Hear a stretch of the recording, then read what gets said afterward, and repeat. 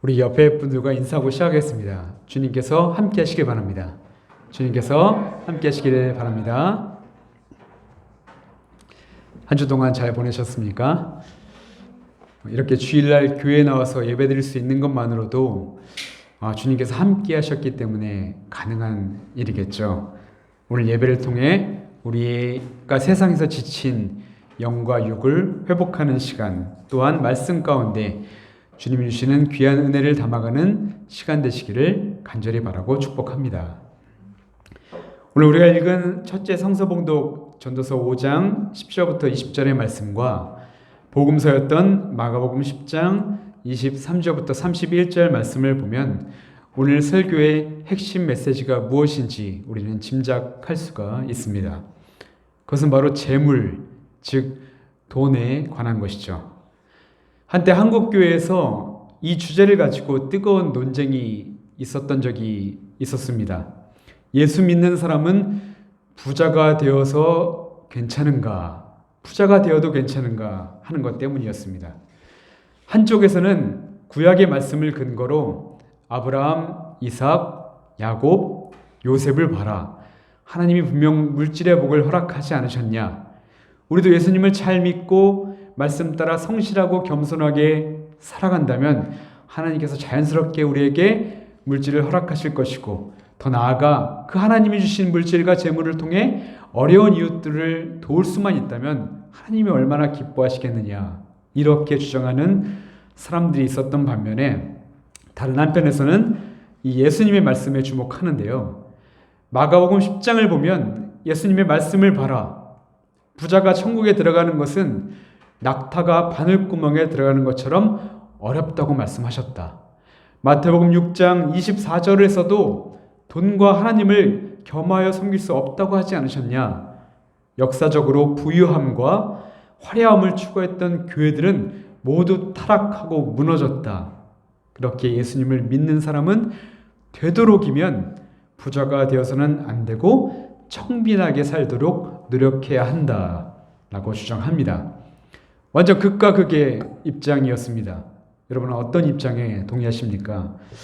결론부터 말씀드리면 재물은 하나님이 주신 것이기 때문에 그 자체로는 결코 나쁜 것이 아닙니다.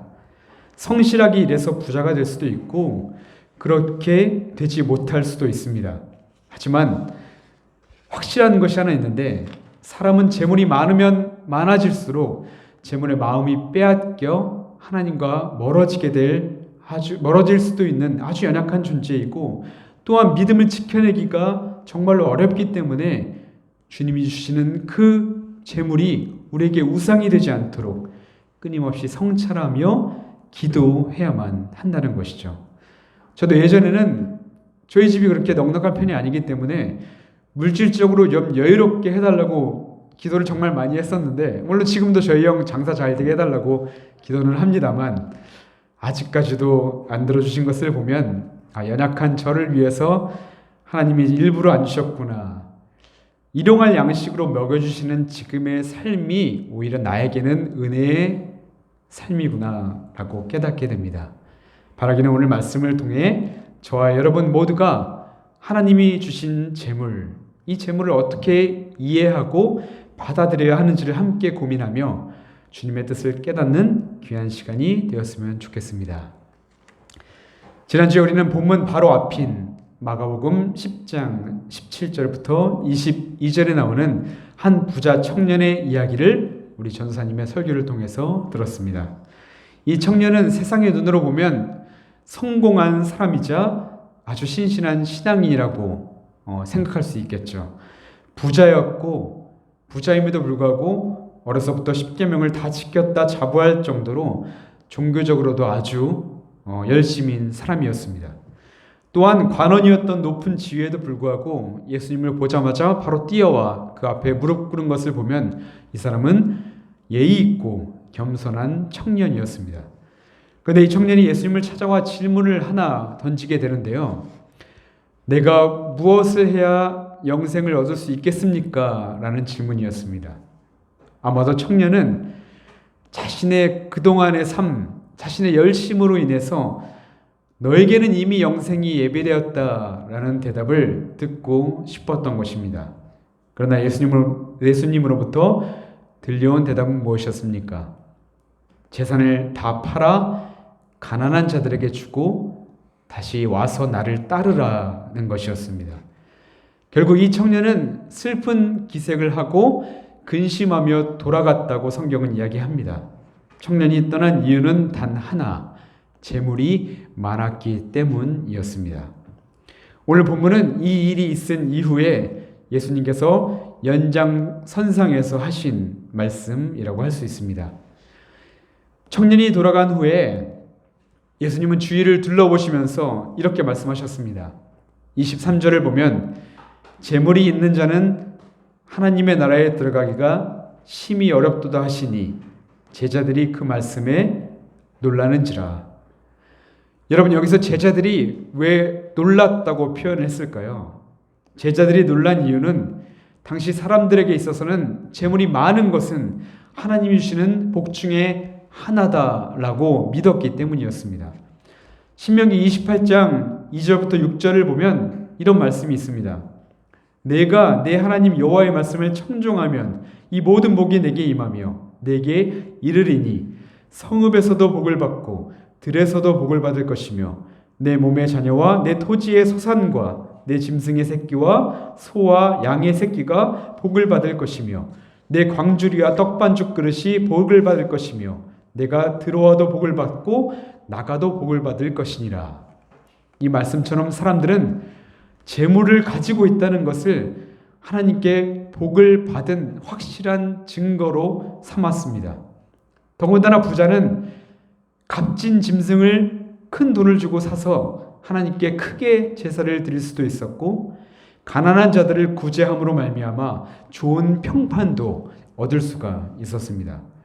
그렇게 사람들은 부자가 죽으면 당연히 하늘나라에 들어갈 것이다 라고 아주 굳게 믿었던 것이었죠. 하지만 예수님의 말씀은 이들의 생각과는 완전 반대였습니다. 25절을 보면 예수님은 아주 재미있는 표현을 하나 하시죠. 부자가 하나님의 나라에 들어가기가 낙타가 바늘구멍에 들어가는 것보다 어렵다라고 말씀하시는 건 아닙니까? 여러분 생각해 보십시오. 낙타가 바늘구멍을 통과하는 것이 어려운 일입니까? 아니요, 이것은 어려운 정도가 아니라 아예 불가능한 일입니다. 그러니까 예수님은 부자야말로 하나님의 나라에 들어갈 수 없다라고 단호하게 말씀하신 것입니다.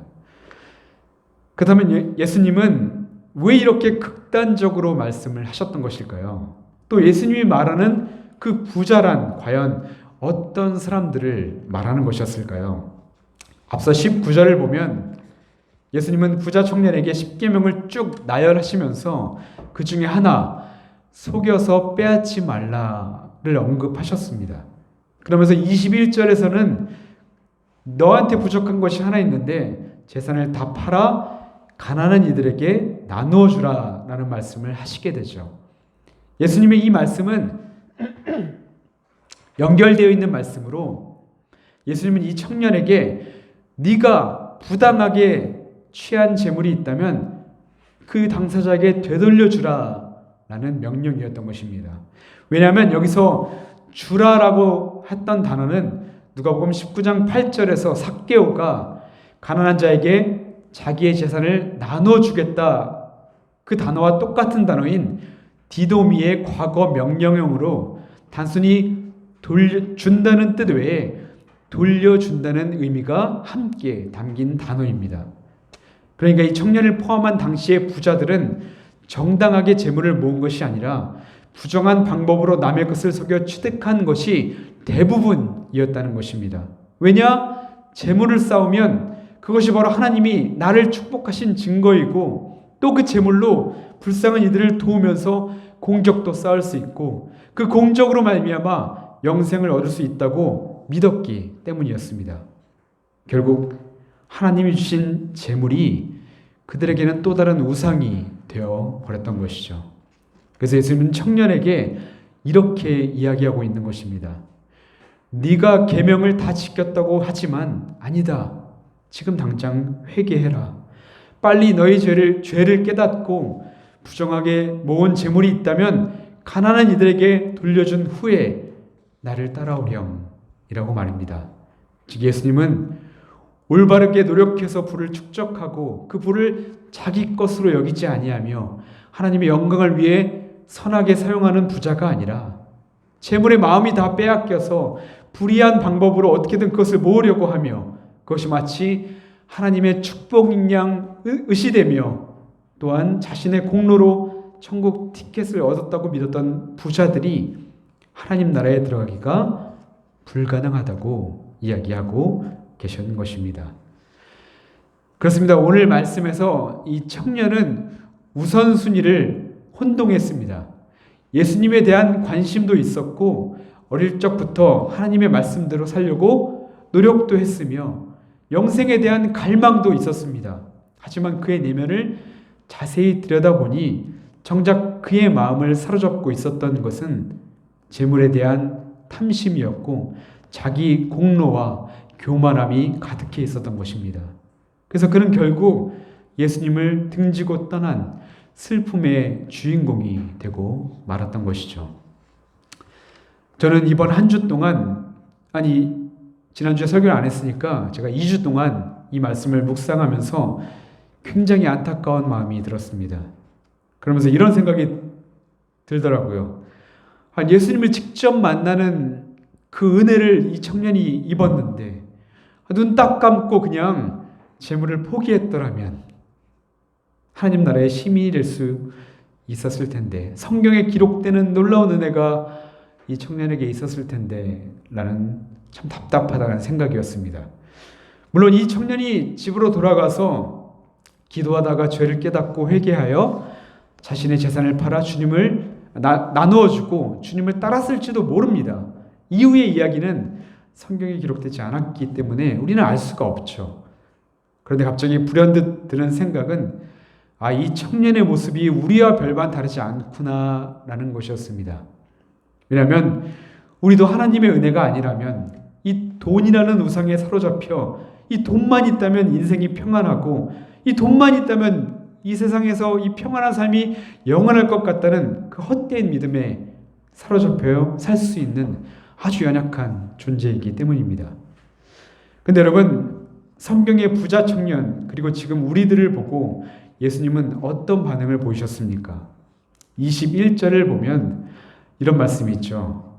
예수께서 그를 보시고 사랑하사, 그를 보시고 사랑하셨다고 말씀합니다. 불의한 방법으로 재물을 모으고 하나님이 아니라 재물을 통하여 이 땅에서 평안을 누리고 그 재물로 구제하고 헌금하며 그 공로로 천국에 들어갈 것이라고 믿었던 청년임에도 불구하고 예수님은 사랑했다라고 말씀합니다. 그러면서 27절에서 예수님이 이렇게 말씀하시죠. 사람으로서는 할 수 없으되 하나님으로는 그렇지 아니하니 하나님으로서는 다 하실 수 있느니라. 그렇습니다. 우리가 이 땅에서 진정한 평안과 작은 천국을 누릴 수 있는 비결, 우리가 죽어서 하나님 나라에 들어갈 수 있는 유일한 길, 그것은 재물이 아니라 나의 공로가 아니라 바로 우리를 있는 그대로 사랑하시고 우리를 받아주시기를 기다리시는 바로 하나님과 함께할 때만 가능한 것임을 이 시간 이 말씀은 우리에게 전해주고 있는 것입니다.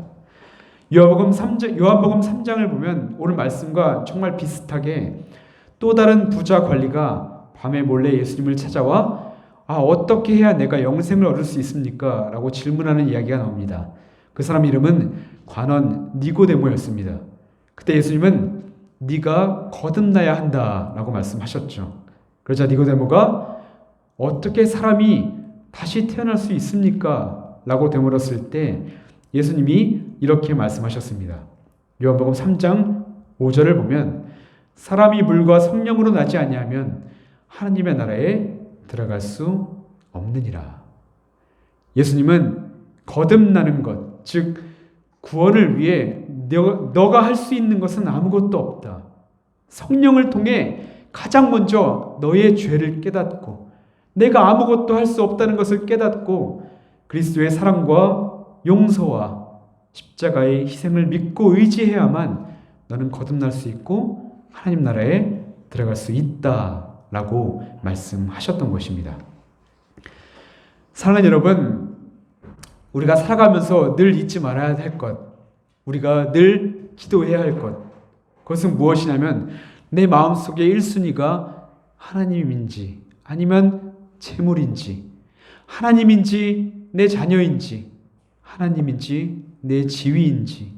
여러분, 혹시나 여러분 마음에 아직도 세상의 것이 중요하다면 우리를 그럼에도 불구하고 여전히 사랑하시고 영생의 길로 인도하시기를 원하시는 주님 앞에 겸손히 무릎 꿇고 간절히 기도하시기를 바랍니다. 그리고 그 기도의 자리에서 주님이 나를 얼마나 사랑하시고 나를 얼마나 이해하시고 용서하셨는지 그것을 확인하시기 바랍니다. 내 허물과 내 죄를 담당하신 채 죽으시고 부활하신 주님은 자신의 죄인됨을 깨달으며 사랑의 하나님을 바라보는 이에게 영생을 선물로 주실 것입니다. 바라기는 어린 아이처럼 그리스도라는 선물을 기쁨으로 받아 누리며 주님과 함께 영원한 기쁨 속으로 들어가시기를 주님의 이름으로 간절히 바라고 축복합니다. 이제 말씀을 마치려고 합니다. 1525년 비텐베르크 시립교회에서 루터가 재물에 관한 설교를 하던 중에 이런 이야기를 했습니다. 복음을 소유하십시오. 그리스도를 소유하십시오. 그러면 당신은 세상에 있는 모든 보물들을 소유한 것입니다. 그렇습니다. 우리에겐 예수님만 있으면 됩니다. 온 천지를 만드신 예수님만 구하는 저와 여러분이 되기를 바랍니다. 예수님을 만나는 은혜가, 예수님을 소유하는 축복이 저와 여러분에게 있기를 바랍니다. 그래야 이 땅에서의 삶도 작은 천국이고 죽어서도 영원한 천국에 거하기를 주님의 이름으로 간절히 바라고 축복합니다. 아멘. 기도하겠습니다.